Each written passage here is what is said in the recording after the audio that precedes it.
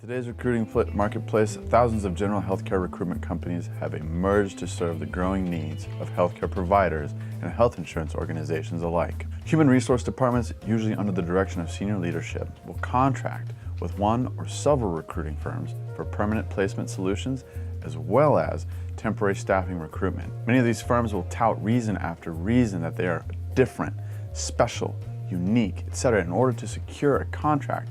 After the freshness of the relationship wears off, some hiring managers become complacent with the lackluster results of their selected staffing firm. Some see the results as adequate.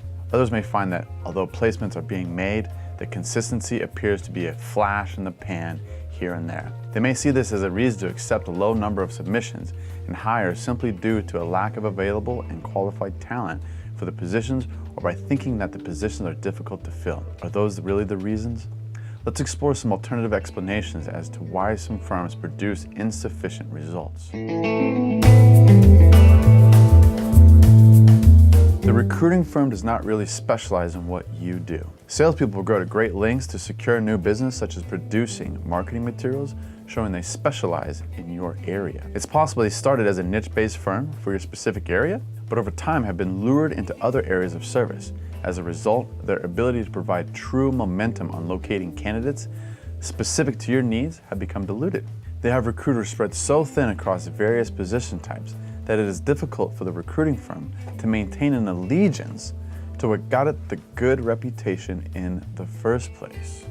The recruiting firm claims you are their priority.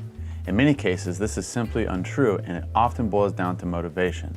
Recruiters are paid largely by commission, and many may prioritize based on the size of the potential fee and resulting commission. There was so much more to consider when a recruiter prioritizes a job requisitions, such as timely response of a hiring manager, to review submitted resumes and to schedule interviews. This is a huge motivator for a recruiter. Just like a sales pipeline, a recruiter works with a candidate pipeline with multiple candidates at different stages throughout their hiring process in order to be successful. If your company is not executing decisions quickly, the recruiter may simply reprioritize clients and begin working on another client's job requisition.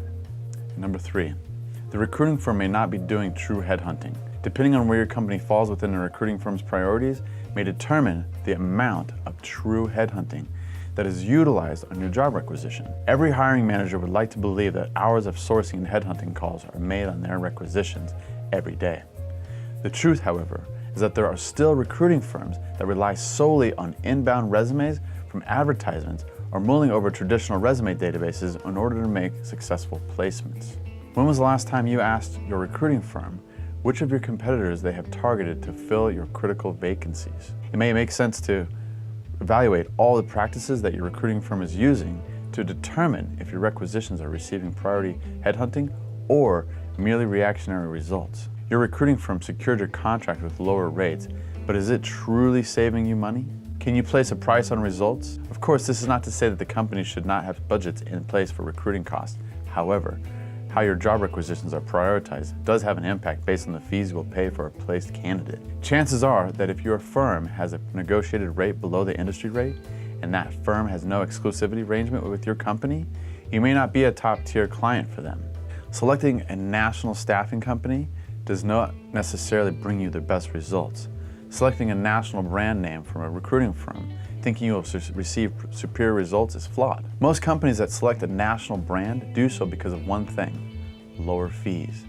In the early days of recruiting agencies, specialization, quality of candidates, and sense of urgency were the driving factor behind selecting a recruiting vendor. Sadly, over time, the tendency to replace quantity over quality in the resulting volume discount fee scenario has diminished the return on investment that so many organizations enjoyed.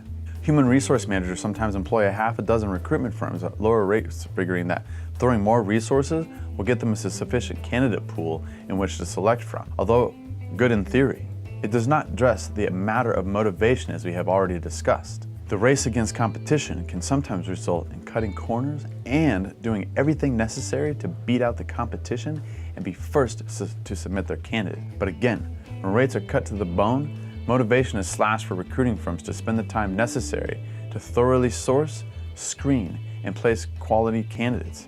In the end, you get what you paid for with increased frustration and turnover. Thank you for watching, and have a great day.